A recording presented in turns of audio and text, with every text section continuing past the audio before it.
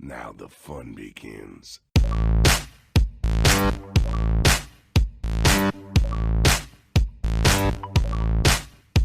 Richard.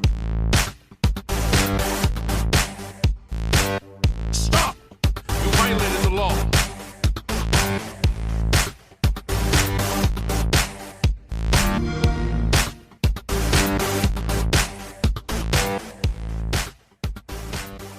Welcome back to another episode of the Gamecast, your weekly go-to podcast for all things Xbox Game Pass, and of course PC gaming, including news, rumors, and conversation around those damn good video games. You can catch new episodes of the show when they drop each and every Friday morning on YouTube, Apple Podcasts, Google Podcasts, Spotify, SoundCloud, and all other major podcast services. So be sure to subscribe to us, rate us, and review us wherever you get a podcast at. And if we're not on the, platform that you're on, let me know. We'll get on there. That's how it works. Ask and you shall receive kind of thing. So, and of course, follow us on Twitter at GPGC Podcast to stay up to date with everything regarding the show, video games and our dope giveaways. You like that pregnant pause, Mike? Yes. That's going to, I'm curious how many people now are going to stop the car there, be like, wait, fuck, did I hit a dead zone? Might service go out? Because trust me, I've done that multiple times. Whenever fuckers do that on podcasts that I listen to, they're like, they'll hit you with a pregnant pause. And I'm like, fuck, god damn it. Anyway, so, now I threw myself off. So I fucked myself there. There you go, ladies and gentlemen. I threw myself off with the pregnant pause. I'm your host, as always, Travis White, aka Traveless on most internet platforms. Joining me, as always, my partner in crime, Mike P-Pack. Mike, what is good, my friend? What is going on? And I never thought the day would come again, but I want you to tell me about a little game that we've gotten back into fucking playing that I never thought that you and I would be playing together, at least. I know I jump back into it every now and then because, I just, at that point, at least in that phase of the game, I was a glutton for punishment, but what have we been playing, Mike? What have we gotten back into? Yeah, it's crazy. We've actually been playing some Fortnite no build mode, and you're goddamn right we have. I feel like both of us have been enjoying it to a lot of different degrees. Mm-hmm. I feel like Adam made a good comment the other night when we were playing it that he was enjoying it a lot more than he thought he would because the game just feels polished. And that's a pretty good description of it. It just feels like a full, complete game that has little to no bugs. It's a smooth gameplay. A lot of the other games I've played, whether it be even Infinite, Hunt Showdown, there's some different little things about those games where there's like these little hitches. There's these little things that just throw the gameplay off just a tiny bit. Mm-hmm. But for all intents and purposes, it seems like Fortnite at least has been pretty devoid of that. The sliding mechanic works pretty solidly. There's little to no issues I've seen with that. Sprinting's pretty cool. Clambering's been working well for me. So all in all, not only has the gameplay gotten better when you remove the building, in my opinion, but the game just feels super smooth, and it just feels like a very good game where is there still lame-ass bullshit like tanks and dumb shit? Yeah, I mean, obviously, that stuff's in there, but I love when you get in the mood, or whenever you get in the mood when we're playing, and you're just pissed off with the tank stuff, you know what, fuck it, fire with fire. Get in the fucking tank, let's go, and you just start fucking macking everyone. You're like, and I know your internal monologue's like, yeah, you fucking like that? You think that's fucking funny, huh? Oh, how do you like that, getting fucking beat the fuck with a tank? Like, you like that right off the rip? Huh? I bet it's real fun. Yeah, it's funny to kind of give people a little bit of their own medicine. Although I guess most of the people that are like offenders toward me, I never really get to give them full payback because they kill me with a tank or whatever. True. But no, like a lot of NPCs too. Yeah, and then tanks. There's some weird parts of the map where there's like the little air vents that blow you up in the air, and it kind of makes the gameplay a little wonky around that area. But with it being developed, by Epic in a cartoon, not a cartoonish type of way, but the type of game that Fortnite is, they're not going to remove all of that crazy fun stuff because I feel like they've always done a pretty good job at being cognizant of what the average person really wants out of their game, which is something that I think other developers could really focus on. If you're at a board meeting and you're kind of bringing it up as executives or whatever and saying to yourself, like, what the hell is Fortnite doing to keep all these people in there, keep all this money coming in? Like, what are they doing? they are super cognizant of appeasing both their casual and competitive player base at the same time. And I don't necessarily see the appeal, because as a more casual person, even though I take it kind of serious, I am completely out on building. Like, I just don't want to bother with it, because for me, in almost all the video games I've played that's shooters, even continuing today, I play on 400 DPI and arm aim, which is from playing from rifling in CSGO. When I played competitive CSGO, I was a rifle player, and I played on a 400 DPI low sense because I use my entire arm for aim.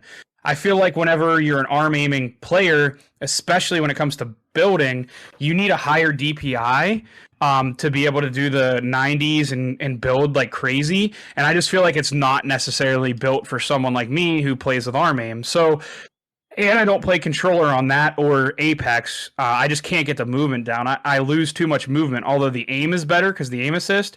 I lose too much movement, which bothers me a little bit. But I digress. There's always going to be wonky and wacky stuff in with a game like Fortnite. And there's nothing necessarily wrong with that, because they know their audience really well. It's just kind of what we're going to deal with going forward. Even though they removed the building aspect, which was a great idea, you're still going to have your wacky and wonky stuff. So all in all, I've been really enjoying it. I don't see myself spending a ton of time. I'm just happy to have another thing, like another game in the pipe for the four of us to really enjoy, because I feel like it still allows like Kyle, who doesn't get as much time to play video games, and he's really looking for it as just a release from the day-to-day monotony. Adam, who is somewhere on that side of things, getting closer to like 50-50 on like wanting to win and do really well, but still have fun.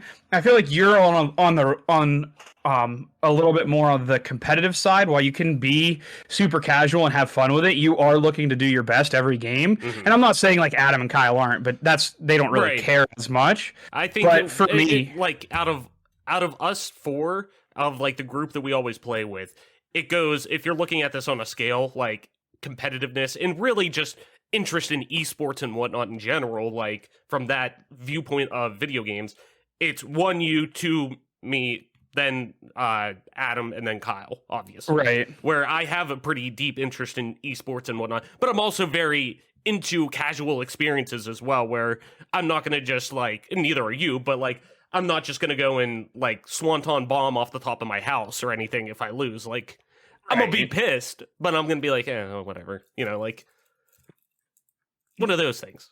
So with all that, like, I just feel like it's a really good crossover for all four of us, because we all can kind of get a little bit of something different out of it. And that's something that we as a group can have a little bit of difficulty finding, because if we play a game like Halo and we're playing 4 players, like, unfortunately with the skill-based matchmaking that's even prevalent in the Master Chief Collection, if we play like a Halo 1 game, I mean, Adam can hold his own pretty well on Halo 1, but he doesn't play anymore. But if we play Halo 2, you play like sweaty kids that never quit playing Halo 2 for some reason, even in like social. And it's just a nightmare, because it's basically 1v4. Because like, while you and Adam played Halo 2, you didn't play it as serious or play it like, you guys haven't put as much time into it as I have. The amount of time you committed to Halo 2 is kind of, in a good way, and I'm saying this in a positive way, is quite asimine. Yeah, like, I was very jealous of the time commitment you were able to somehow squeeze out of it. I was like, God damn it. That's all I wanted to do with my free time. But every game that we seem to play, it seems like we're constantly stuck in this like purgatory between like tickling my fancy and then tickling like Adam and Kyle's fancy. Because Adam can be a little bit like, he can kind of get into moods with games where like he really enjoys it, but then he can also not be like, if he's on a game, he's on. But if he's like not feeling it, there's no way to convince him. Right. And I feel like, with the 4 of us, it's really hard to find that balance. But I'm just glad that Fortnite has the no building mode permanently, because that's something that we can all just kind of get on. I can have a couple of drinks, loosen up, have a lot more fun with it.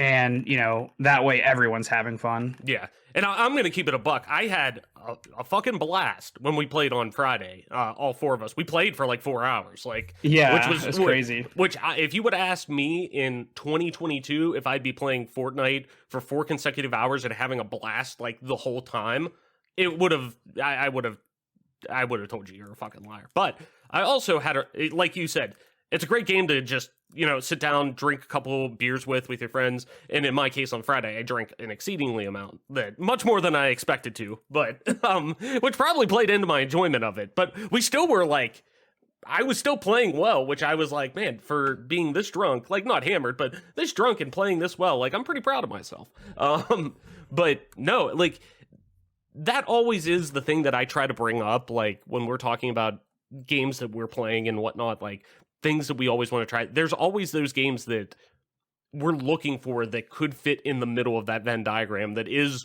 good for all of us, that this is that overlap that could kind of fill all of the holes that we want them or a game to for us. And, for a long time it was, Hunt Showdown and even with Kyle, like games like Bigfoot and Phasma and things like that do have some more casual experiences. And, whenever we could get everyone on Overwatch and things like that.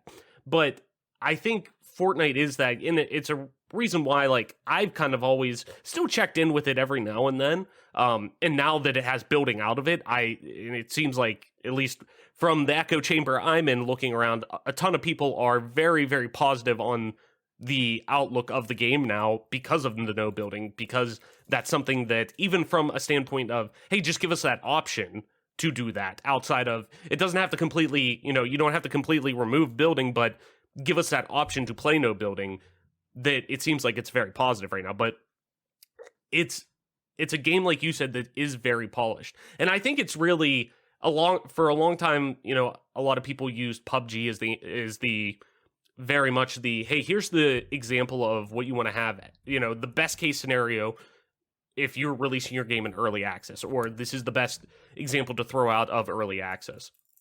And realistically, all the games you did name, Halo Infinite, I very much and very much it still was, publicized as a beta. It was the multiplayer beta, but really was, if you ask me, the early access version of that game releasing in November when it released on the 20th anniversary of Halo.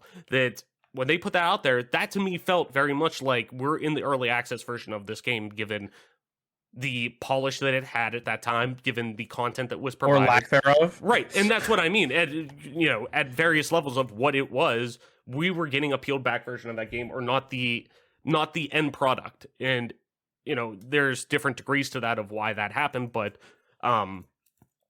very much so, I think Fortnite is the perfect example for early access, at least at the AAA level. When you're seeing, like, hey, we're going to put this game out. We found something that worked within this game, because obviously, the original genesis of that game was, hey, what the fuck is, what the fuck are we going to do with this, idea that we've had really at the time before Battle Royale came out, maybe, I think it was like 5 years before that or something like that.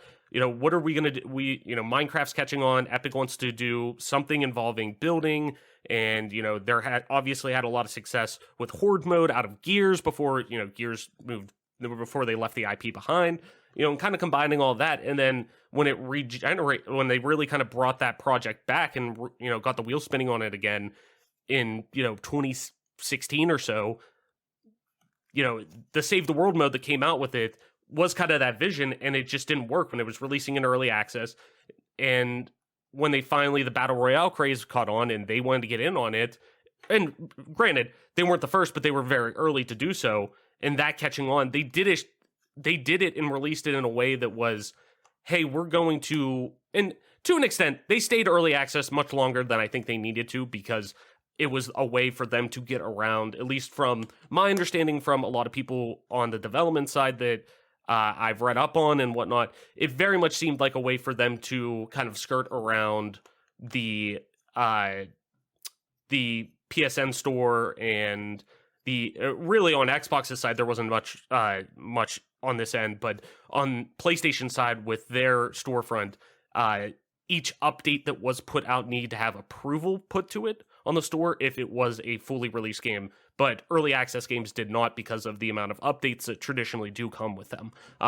So I think they stayed on there a little bit longer for that reason specifically. But in general, though, that is the game that you look at and say, constant update, constant feedback, and it's a polished experience where they didn't take that tag off of until then. And now, granted, it moved over to Unreal 5 now as one of the first games, I think the first game to do it in a fully released, stance. But I totally agree that you look at that game and it's so refreshing to play something like that is this free-to-play experience at the core of it, but also feel like a totally premium product that if I keep playing this game, I'm going to buy the Battle Pass. It would be dumb for me to not buy the Battle Pass if I'm going to play this game for another 30, 40 hours over the next, month or so. If this ends up being that game that, hey, Kyle wants to play, he's available tonight, he wants to play, it's cool, I'm jumping in, I'll play it. That I could get in and play that game, and I'm going to, if, I want to get the most out of it, sure, I'll throw them $5 for the Battle Pass or whatever it is. I think I have like 650 V-Bucks or something left over from 2 years ago when I bought the Battle Pass or whatever. Like, I still have money left over on it that, sure, why not? I'll pay it, I'll get $5 in V-Bucks and I'll buy the Battle Pass because I'm getting the content out of it. And it feels, that's the kind of system you want to have with that, hey, you're buying an early, for early access, at least, whenever it was like that. Sure, I was having fun playing Fortnite, even though I wasn't crazy about the building, but is a polished free-to-play experience. Sure, I'll toss $5 your way. Or now, with a lot of free-to-play games, even when Halo first launched, like, I was still positive, I was feeling positive about this game, and I got 170 hours out of it. I didn't feel bad necessarily paying $10 for the Battle Pass out of it. Like, sure, right now, where the state of the product is, I'm not very happy with it. I'm probably not going to pay that, but at that point, I was getting, if I got 150 hours out of $10 or whatever, technically, that's a no-brainer for me, kind of thing. And that's where I really do appreciate from a consumer level as well what Epic is doing with Fortnite. There's just a lot of positives that come out of it now, and realistically, it takes doing something that the community asked for a long time to kind of bring that full circle again. So I'm really excited to see kind of where we go as a group with this. If this is a game that ends up kind of staying around for a while, because especially too now that Kyle's kind of like picking up on like, okay, I can't just like dick off from them, which he tends to do, which he's not necessarily, like you said, the most competitive person when it comes to video games, but he still is able to, when he is like, once we kind of explain stuff to him, he's filling roles in that, even if it is, hey, I got 1 kill at the end of the day, cool, that's fine. You're still contributing in some fashion. You're still, hey, you could be the guy who holds, all the health packs, or you could be, you could do X, Y, and Z. Hey, we don't want to drop off this purple shotgun because it might come in handy down the road in case somebody else needs it. Can you double up on shotgun? Like, things like that may be more of a support role in our squad that, like, is rewarding. Like, there is a purpose. It kind of fills that. There's a spot that everybody can kind of fill in that. And I think that's always super important for what we're looking for. But outside of that, I'm trying to think what else we played. We played Hunt last night for the first time in a long time. That was really fun. On my end, Molly and I are still plugging away through LA Noire. I started yet another Witcher 3 playthrough, but I've kind of pumped the brakes on that a little bit because I have a feeling that the next gen patch or the next gen upgrade is going to be coming out for that game soon. And I'm still going to play it on PC, but I'll definitely jump in. I own it on both PS4 and Xbox. Somehow I ended up getting that. So I own it on 3 consoles. So I want to jump in and kind of test it all out when that eventually happens. But I definitely am going to still play it on PC because they're still getting all the upgrades as well. But I kind of pumped the brakes on that because I'm like, all right, because when that comes, I'm going to be fully wanting to get back in and invest into that. But I started picking up Rise of the Tomb Raider again. Molly and I started playing through the rebooted Tomb Raider series last summer. We got through the first one, both really enjoyed it. We kind of fell off on Rise just because I forget what other game came out right around the same time that kind of got us off that track playing something else. But I wanted to get back into it, so I started playing that again, really enjoying that. It's, realistically, until Uncharted comes out on, and you guys know me as a big, even though this is a Xbox show, and as an Uncharted fan, I love nothing more than third-person action, adventure, narrative-heavy games, and this fits the bill right here. And it's much more of a almost, I don't want to say open world, but much more expansive take on the Uncharted formula that I really appreciate. It's a nice change of pace from somebody who is a super fan of Uncharted on the PlayStation side to play something like this that's readily available on all consoles now. But and I'm excited to jump into Shadow after that. So, Mike, anything else on your end before we get into the show? Games you've been playing, anything like that you want to touch on? Actually, this is kind of topical. MLB The Show 2K, or I guess 2022. Yes. I guess it's, MLB The Show 22 came out on it did. Game Pass. So I've been actually playing some of that too. Nice. Just baseball, again, just like last year, I'll say that, give you the same spiel. Even though I absolutely hate the MLB because my owner is the worst owner in sports, potentially. I guess Dan Snyder's probably worse, to name one. But regardless, the Pittsburgh Pirates are just such a pathetic excuse for an organization that I've kind of gotten so jaded by baseball. I'm right there with you. But it still is like probably my favorite sport. When I get out and get to play softball or baseball, it's still probably my favorite sport. So it is fun to like kind of get to play MLB The Show, and it's a good way to enjoy the sport of baseball. So just been enjoying that. I always like to do a Road to the Show character where I kind of, now they make it where you can pitch and play the field at the same time. So I've been doing that. It's just been a good time. Yeah. Oh, definitely. And I need to get into, I didn't get a chance to jump into the show 21 last year because I definitely wanted to play it on my Xbox, considering it's on Game Pass. And, traditionally I'll play it on, one of my Sony consoles, given, its exclusivity until last year. But I really need to jump into it this year because I really, really, really am missing. I'm like you. I love baseball. And I'm very jaded with the MLB for a lot of reasons, specifically being a Pirates fan. There's a lot of baggage that comes with that.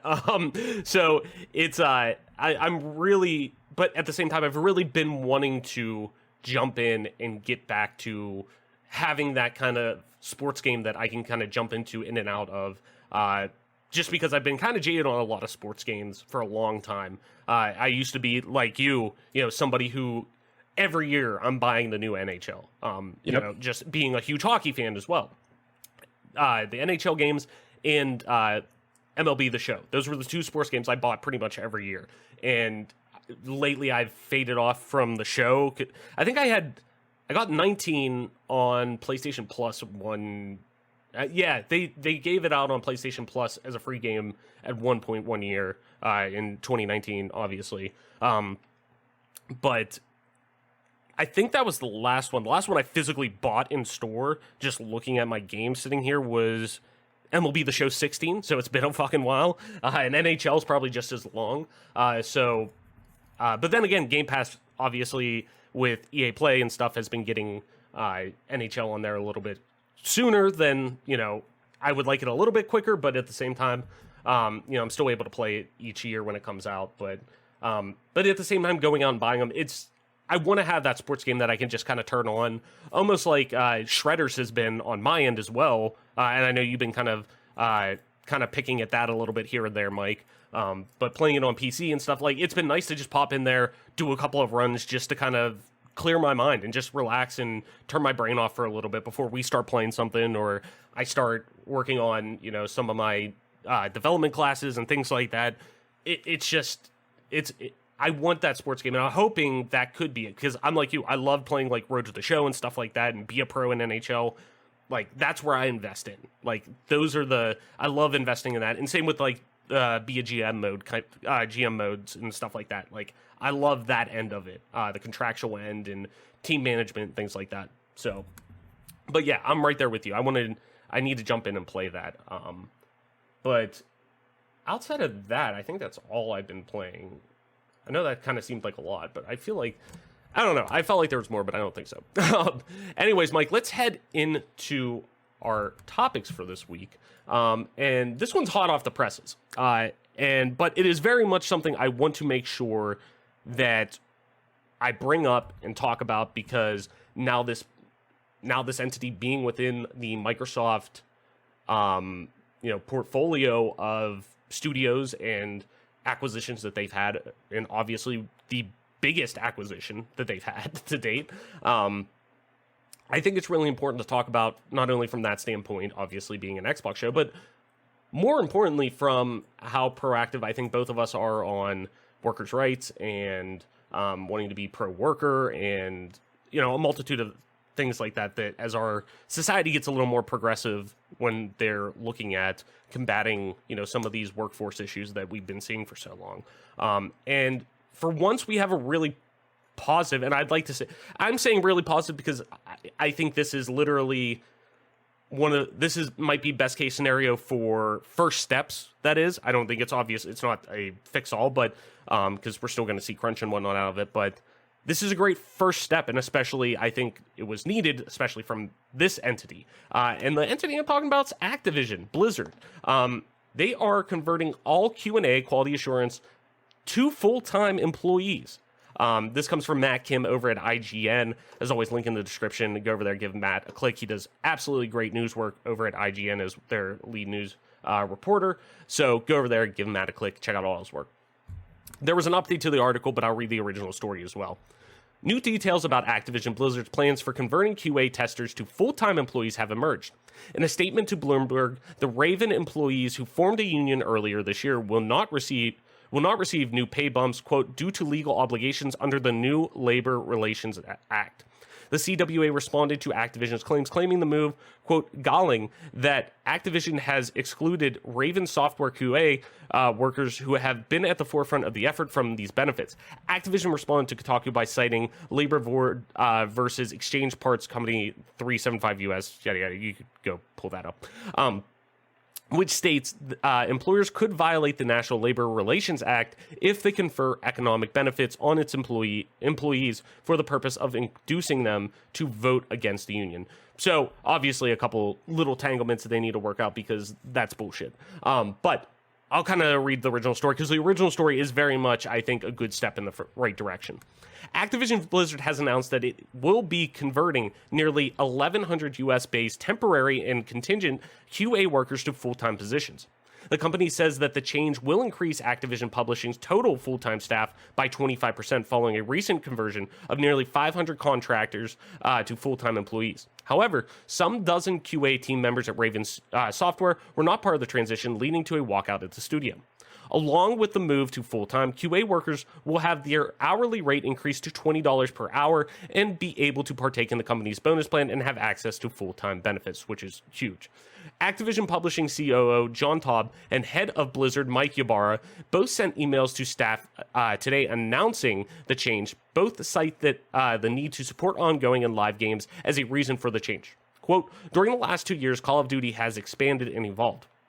Our development cycles have gone from an annual release to an, quote, always-on model, said Taub. In response to greater engagement, we've increased our live service businesses across all platforms. In light of these changes, and as we look to our ambitious plans for the future, we are further refining how our development teams work together. In a separate email, Ybarra told Blizzard staff, quote, our ability to deliver great games at the Blizzard quality level, quote unquote, our players expect is vital to ensuring we exceed players' expectations. Over the last 6 months, I've had the opportunity to listen and engage with members of our QA team, and we've had several meetings where I outlined my philosophy about contract/full-time roles. The move follows growing unionization efforts across Activision Blizzard. First, with the A Better ABK Workforce Alliance, workers collective that has organized various walkouts across the company in support of better working conditions. The Raven QA employees also formed Blizzard's very first union earlier this year. So, obviously, like we were saying for a long time, Mike, talking about workers' rights, and pro-worker and unionization probably being pretty necessary at this point in the games industry, given all the crunch and whatnot. This is a great step forward, in my opinion. It obviously isn't the end-all, be-all, right answer, yada, yada, but as shitty as it is with where our society is right now, at least when we look at from a workplace standpoint and the this still old guard that is very much in the idea of more for less and yada yada.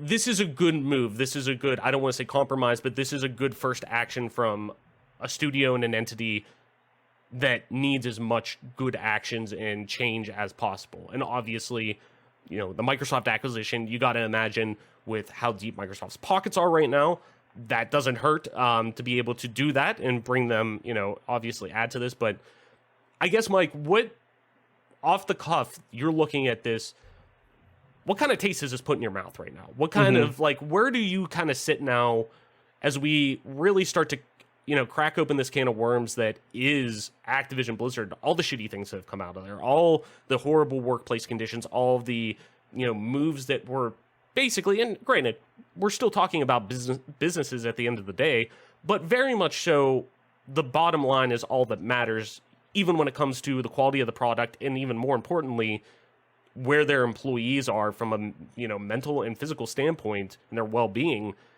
Where's this kind of sitting now on the track of where we're going with this? Yeah, there's a lot of moving parts to this story that give me a lot of different opinions. I will say that obviously something that I've always been pretty critical of or a huge proponent of is development studios expanding their QA process in general. I've been on record saying, 343 and Halo wouldn't have had these problems if the game was properly, quality tested. Now I know the game's supposed to be early access, whatever, using Halo fans who have been waiting 6 years for a game that has been hyped up because it has the biggest budget in history isn't a proper way to QA test your game. I'm sorry, it's just not.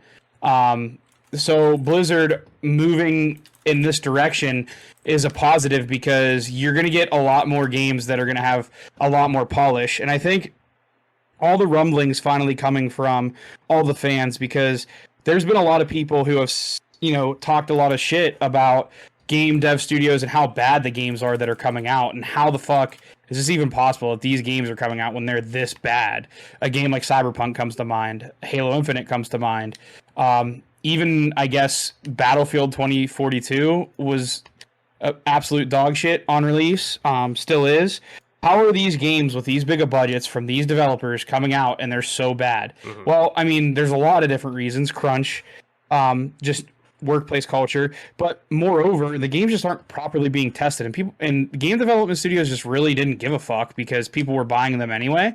And it seems like people are finally putting a stop to that. People aren't buying the games as much that are really bad. People aren't, standing for this bullshit anymore, which is great because you're gonna get a lot better games out of the games the games industry with this type of move. But I think a lot more studios, namely 343, should be taking note of this. But also on the flip side, this is a kind of a way that it's kind of a dirty business tactic, because on the surface, it sounds like a win-win-win-win-win for everybody, right? Oh my God, they're going to get benefits, they're going to get this, they're going to get that, which, is, and the reason why I think it's kind of like a backhanded thing is because the original people who were trying to unionize are now disincluded from this benefits change because, there's some loophole that says this is in a way union busting, because it kind of is. You don't know what kind of negotiations were coming from whatever union they were going to start. The union that was going to start a ton of different things. Not only is it going to give you benefits and higher pay because you're going to be a union, it's also going to fight for worker rights, and then in the notion of less crunch. It's going to fight working ungodly hours over holidays for no reason, because you're held to a higher, or you're held against your will because you're a contract employee, and they'll just find another one. So those types of qualms still aren't solved by this, because now that you're going to be a full-time employee at only $20 an hour in benefits, now all of a sudden they're using Medicare and Obamacare kind of against workers, because that kind of made it to where employers didn't have to offer full benefits. Like now employees have to help pay for those benefits. And now these workers who $20 an hour is obviously better than minimum wage.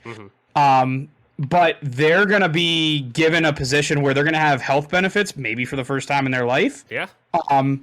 And just like what happens with a lot of people, especially out of college, who are now becoming 26 or whatever, they're going to be hostage to the benefits. And that's something that a lot of companies have weaponized against the working force. And the working force at a lot of turns, I know my parents don't understand that, but the working force has been being held hostage by benefits for a long time. And this is a case in point where maybe the union could have gotten you better benefits and things of that nature, but now there's going to be enough people that are going to jump on the full-time train because they need it, they need the benefits, that you're never going to hear what the union was actually going to offer. And this is just typical of a big business like Microsoft really wanting to union bust, because if there were unions, there's bad unions and there's good unions, and there's people that are on both sides of it. But at the end of the day, having one voice is generally going to be better than a million disgruntled employees. And having someone collectively bargain for you, at the time you might be upset because you might think you got sold up the river, but it's like whenever people act as a unit, they're a lot more strong than when they're by themselves. So, you know, on one hand, it's a mega positive. On the other hand, I still see this as like a net negative, because this is a change in one company's practices, and it's not gonna like confirm that any other business is gonna follow suit. There's no reason for any other business to follow suit if they don't want to, essentially. No, definitely, and I totally agree with that. I like I said, this isn't the end all be all. There's still a lot that needs to be solved with this, because, and namely, first and foremost, the bullshit that's going on with Raven Softworks, and the fact that the QA development team who was one of the leaders in pushing this initiative to make sure that, you know, hey, if you're working at Blizzard, you are at within QA, which is typically I don't want to say the lowest point, but it is typically one of the first rungs that you enter if you're entering game development for the first time and you're not truly, you know, in software development. It is very much at times a position that is a foot in the door position, and that is taken advantage of for a lot of people. And as somebody who works in an industry that, you know,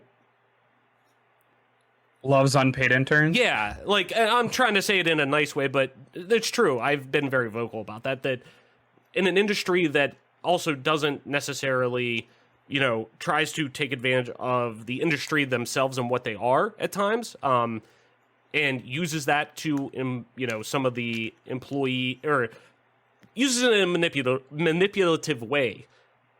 I think this is at least, you know, I think the fact that the team that was a part of this movement to get that to happen doesn't even get recognition with that, or, oh, it's because of loopholes and this and that.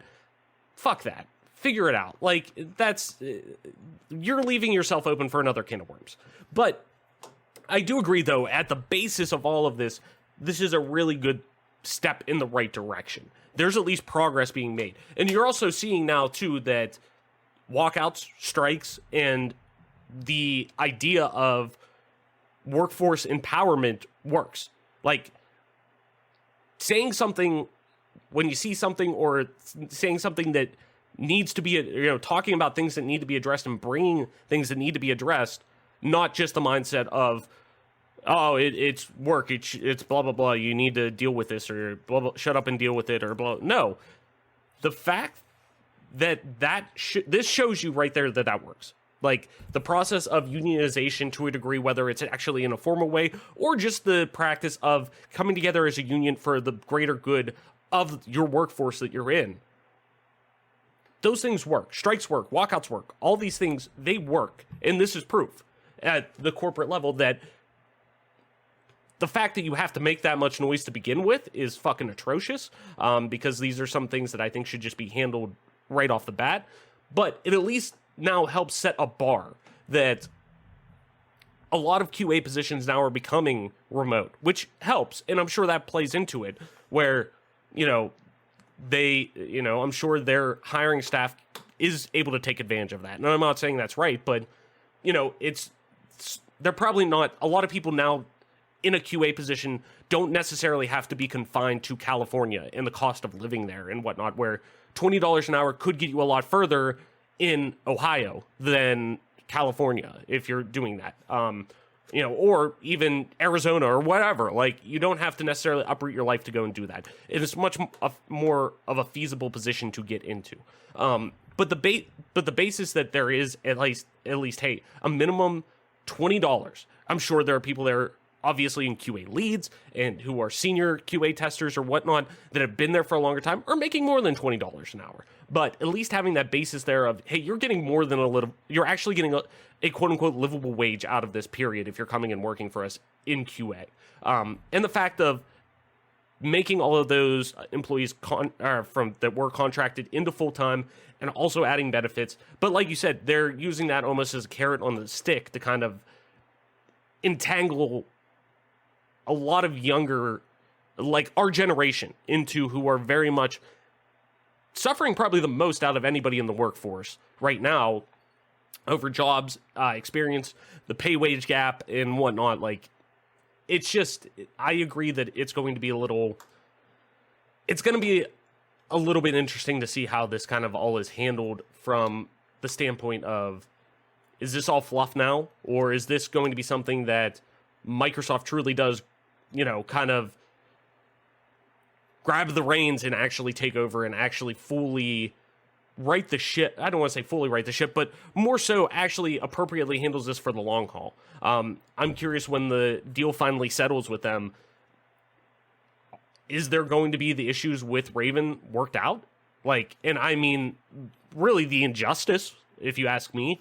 Like you were saying, it's so weird that you just, for some reason, we can't have an actual, like I think this is a positive story overall, but at the same time, you can't have, I don't even think this is a have your cake and, eat it too kind of thing. Like, this is it's just bullshit. Like, I don't know how else to say it. Like, it's just bullshit. And maybe that's not right to say, but to me, it seems very obvious that it's just bullshit. Like, that, I don't know. It boggles my mind that, everything that team had, fought for such a long time, that it's just not thrown out and in the wind, because once the ball gets rolling on this stuff, as long as it's kept up with it, it's not going to stop rolling. Progress needs to keep pushing forward. And just like I said, for a lot of people, whether it's elected officials or whatnot, especially in the US, like, a lot of people say a lot of things to get you to vote for them, or people in positions of power within the workforce or anything like that. Cool. Hold their fucking feet to the fire.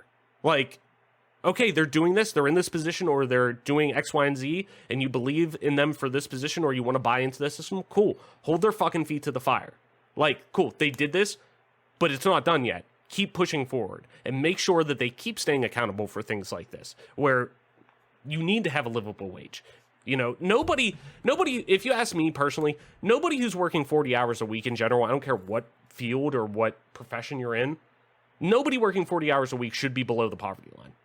I don't think, personally. Like, I think there should be the ability, if you are putting in the time commitment and you are fucking working 40 hours a fucking week, because there are a lot of people who work less than that and do a lot less shit and get paid a lot of money, you should be above the poverty line. Or you shouldn't be below the poverty line, I should say. And positions like this, unfortunately, sometimes we're fucking in there. And it's just fucking horseshit. But what do you think the next move, I guess, Mike, is, now that I've rambled on long enough? Where does this go from here? What is the next step that needs to kind of be taken then for this? And even so, like I said, as Microsoft is fully going to step in here and hopefully get people like Bobby Kotick fully out of there, because it sounds like that's going to be the case long term. What does Microsoft, I guess, need to do to make sure, or now that they have the financial backing of Microsoft and Microsoft is going to oversee them. What needs to be done to really, truly make this worthwhile, I guess, from this standpoint, and to where people can look at this and say, Microsoft didn't just pick up a tainted product, too. Like, this is a good investment long term. Obviously, all the IP you're getting, but there's still a reason why we see value in Activision.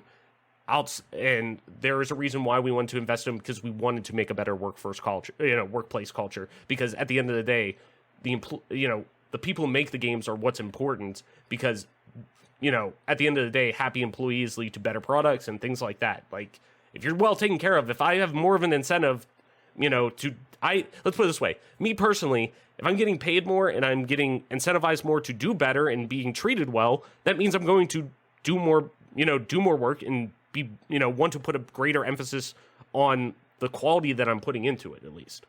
So, I don't know. What do you think, I guess, from Microsoft's standpoint, do you see this going? Yeah, there's some different ideas that pop into my mind. I think Microsoft is starting to realize that the old way that they were doing things really isn't sufficient.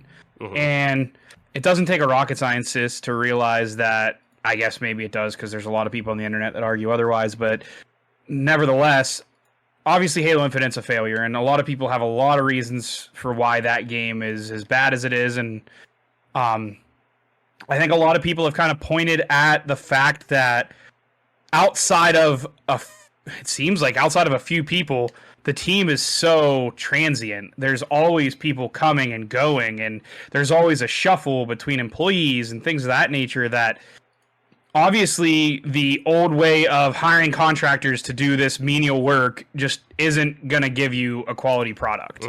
Mm-hmm.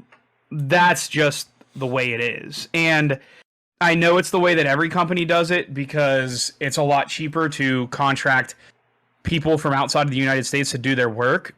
But the fact of the matter is, if you're putting $500 million into a video game, like, you gotta support it with quality employees, I feel like. Mm-hmm. And seeing this change in Blizzard and seeing the difference, I guess going forward, Microsoft should start trying to hold a lot more of their studios accountable for the work that they're doing. Mm-hmm. A small indie development team, I could see having a little bit of trouble offering something like this.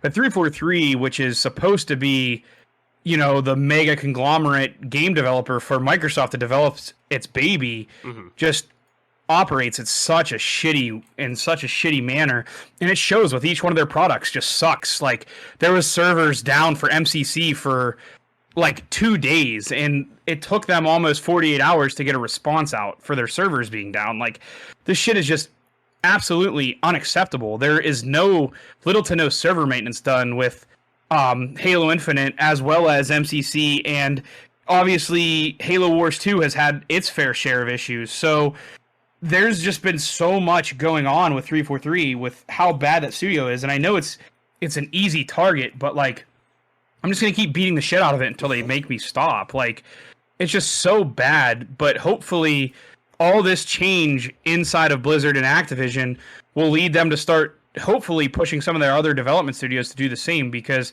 there's just no excuse for it. If you can spend $500 million on your video game, mm-hmm. you can spend money to have full-time employees with benefits that are there to fix your fucking mess that you made with a bunch of contractors that obviously it's so bad, I don't know where you go from here. Mm-hmm. But like, 343 should be the poster child for what happens when you just operate as cheaply as possible, while spending the most money that's ever been spent on a video game.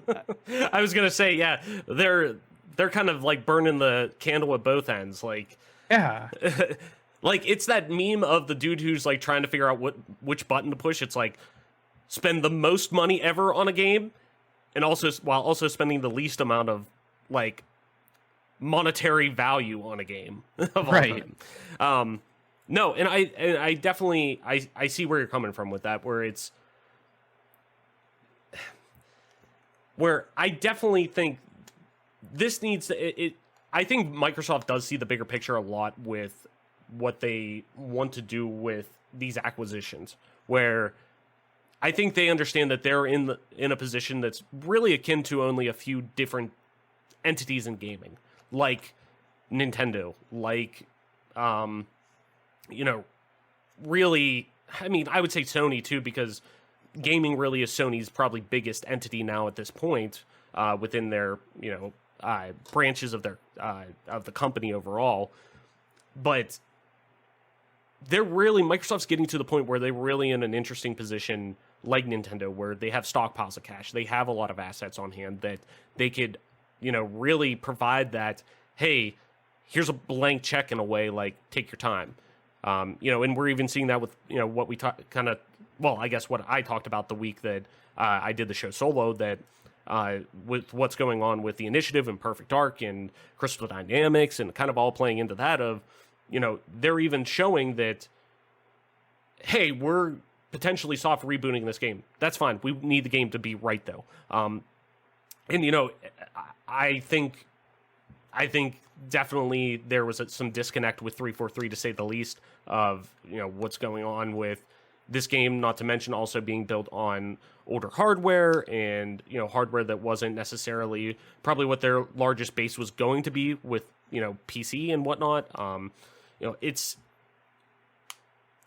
on that end, it's frustrating to say the least, but it gives you a good idea of where this could pivot from them on understanding and looking at kind of the obvious issues that 343 even had from a logistics standpoint with the amount of contracted work that they did.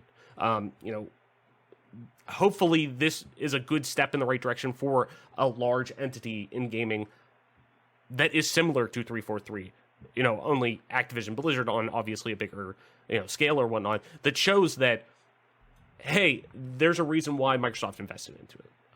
Why we think this is a good purchase, why we see that there's value still here, yada, yada.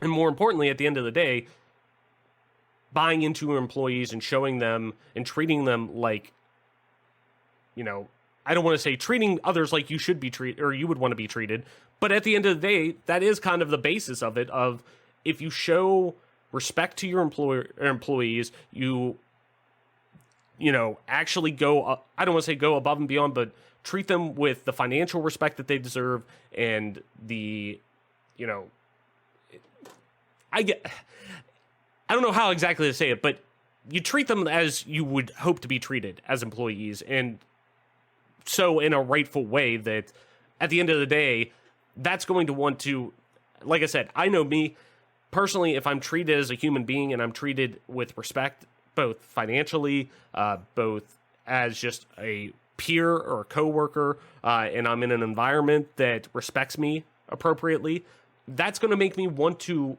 produce my best work. That's going to want to make me be, you know, the best possible professional me of that there is. That makes me want to invest in the culture, makes me want to stay at that company for a long time, not have to worry about necessarily being sexually harassed, not worrying about, am I going to be able to put fucking food on the table for my family this week?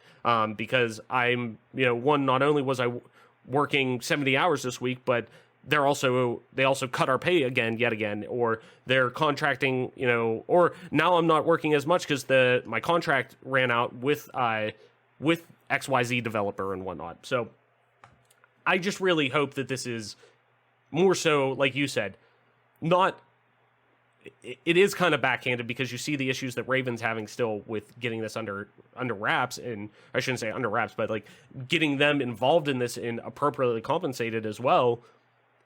But I hope this is a good pivot point and a good starting point that we can look back on and say, okay, this is where the change in direction started to go. That, you know, workers' rights matter and unionization and prioritization of these issues and bringing them to the forefront. These things work. So I hope that is an example at the end of the day, and we see it as that, compared to the opposite, obviously, where, hey, we're back again doing jack shit about these problems. So, Mike, let's head into our last news article real quick. And mostly I want to just talk about, or I guess I should say big topic that I'm just going to obviously pull a little bit from a news article. But mostly just kind of where we see Ubisoft right now. And this is obviously kind of base level, but sources are coming out saying that there was a new Ghost Recon in development. And this kind of stems off of Ubisoft announcing that they're ending support and updates for Ghost Recon Breakpoint that I know probably a lot of you did not play. I didn't. I know Mike didn't. I did want to play Wildlands when it came out. I think you played that, didn't you, Mike? No. Oh, I thought Had you like the best trailer of all time. True. Per usual with Tom Clancy games, but then the games suck. Yeah. So, but point being, they're moving away from that, obviously, with the whole NFT controversy that was coming with that. But it is being reported now that a new Ghost Recon is in development. So I'll at least start off giving you some of the rundown with the Kotaku article from Ethan Gotch, as always, link in the description. Ghost Recon Breakpoint has officially received its last update, Ubisoft announced yesterday. The news comes just a few months after the publisher's disastrous experimentation with adding NFTs to the game, and we have learned as its Paris studio works on the next mainline entry of the Ghost Recon series, according to two sources familiar with its development. Quote, the last 4 months marked the release of our final piece of content, the brand new Operation Motherland mode. Tons of new items, including the 20th anniversary iconic outfits and quartz items for Ghost Recon Breakpoint, the publisher wrote in its announcement of the game's wrapping up. We will continue to maintain our service for both Ghost Recon's Wildland and Ghost Recon Breakpoint, and we truly hope you will continue to enjoy the game and have fun playing in solo or co-op with your friends. The next Ghost Recon, codenamed Over, and originally leaked by Nvidia, has been in development for over a year and could arrive as early as the fiscal year of 2023. So yeah, next fiscal year. Sources tell Kotaku, instead of teasing that project as part of the series' 20th anniversary last year, however, Ubisoft revealed development of Ghost Recon Frontland, yet another free-to-play live service shooter deeply reminiscent of Call of Duty Warzone. Fans were less than optimistic, and following negative feedback from an internal playtest earlier this year, Kotaku understands the project to be undergoing a reset and is unlikely to launch anytime soon. So, kind of just setting that, Mike, and you kind of talked about it as well when they announced the Mobile Siege! Yeah. Mobile Siege! I don't know why I was blanking on it, but yes, that Ubisoft announced that a mobile version of Rainbow Six is coming out. That, what is it? Rainbow Six Mobile, I believe it's called. Oh, no, it's not Rainbow Six. Oh, it isn't? They might be calling it, but it's not. Right. It's Siege. Yes, it's basically Siege Mobile. And to be honest, I haven't even looked at it because I saw it was announced and I just got irritated. And not that I personally don't have any issue with mobile games. I really don't, because at the end of the day, if that's how people want to engage in gaming content, cool. I'm not going to stop them. I don't fucking care. But it's mostly from the extent of Ubisoft traditionally, and same with, and really just, I want to say most modern AAA third-party publishers tend to go in, but I see it mostly with Ubisoft, I think, to the greater extent, where they hold all the cards in their hand for what could be done really well, what people want. You traditionally, like fans like me, asking for a new Splinter Cell, which, granted, we're getting a remake of Splinter Cell down the road. That's great, awesome. More Splinter Cell content's great, but I'm glad we're finally getting in an actual game, and it took that long to kind of come to fruition. And knock on wood, we got to see if that actually does at the end of the day. But the fact that we're seeing so many fans be vocal about, hey, we'd love to see this. Hey, we'd love to see this. Hey, we'd love to see this. And it's returned with, you know what you'd really love to see? A mobile version of this game. Siege Mobile. Or, you know what you'd love to see? That character you want so bad in Rainbow Six Siege. And I'm a fan of Siege. I love Siege, personally. But, I don't want DLC for another game that ties in this character or this IP that I want, or something like that. Where do you see Ubisoft right now? And obviously this is top level because we're on the back end of the show, but more so from when we're looking at this right now, because we're eventually going to be heading into, obviously, the Summer of Games here, or Summer Games Fest, as Jeff Keighley calls it, and the Summer of Game Announcements. That's what I was looking to say.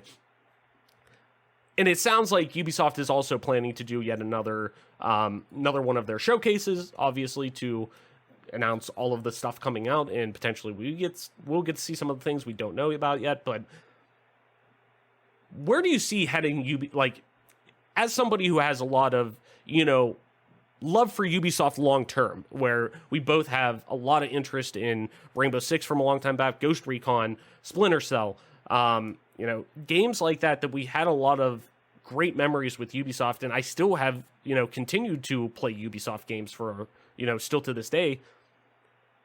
Where are you at right now in your head with Ubisoft heading into really this summer, where we could kind of see truly the unveiled look at what they're kind of working with next gen now? Yeah, I wouldn't know that I would say I'm a Ubisoft fan per se. I guess a little bit because Rainbow Six 3 was on it, but the games that I loved were made by Red Storm Entertainment. I mean, I guess they're swallowed up by Ubi, but it's been a long time since we saw anything good come out of Ubisoft in the Rainbow Six sphere. They've been really riding Ghost Recon for a long time, and then when they do come out with a new Rainbow Six, it's like Lockdown, which was really bad, and then they come out with Siege, which is like, I mean, they're just trying to capitalize on like the Overwatch MOBA thing. And I understand that to a certain extent, but at the same time, I still have beef with Siege because I was someone who bought the game when it first released, and because I bought the game when it was first released and didn't wait a whole year, I missed out on like a bunch of free operators. Basically, if you buy the game now, you get all the like if you spend $60 on the game, which is what I spend, you get all the operators for free almost. So it's like, and I don't, so I like have no operators because I'm not spending my fucking money. Like I already gave you 60. Everyone else that buys it now gets it. Like, go fuck yourself type thing. So you can't trust Yves. You can't trust a guy with the first name Yves. So that's where I'm at with Ubisoft. I'm not a big fan of them. They're definitely getting worse and worse on my list because waking up to an email of, oh, guess what? Siege Mobile coming out soon. Like, I don't give a fuck. Like, I don't. Like, thanks, but no thanks. Yeah, I mean, yeah, like I said, teach their own. If there's somebody who wants to truly get into gaming or is interested in playing these games, and hey, I don't have either the time or the finance to be able to fully invest in getting a console, a PC, whatever, this is the device that I can play on. Sure, that's great. Like I said, I don't have any issue on people being interested in mobile games or that's how they get their content. Totally understandable, totally fine. I don't have an issue with that. To each their own. But I don't mean to come at mobile gamers when I say that. I mean to come at Ubisoft as being a sorry-ass excuse for like, oh, well, we can't come out with another Assassin's Creed within the next 6 months because that cow's milked, but in 6 months it'll be ready, so we'll come out with something then with another fucking Assassin's Creed. This time it'll be goddamn trying to stop John Wilkes Booth from headshotting fucking Abe Lincoln in the back of the head or some dumb shit. Like, I don't care. Like, just make a game that's not just trying to... Like, I'm just so sick of being milked by game development studios. That's what it comes down to. I'm just sick and tired of it. And Ubisoft's one of the fucking worst with this.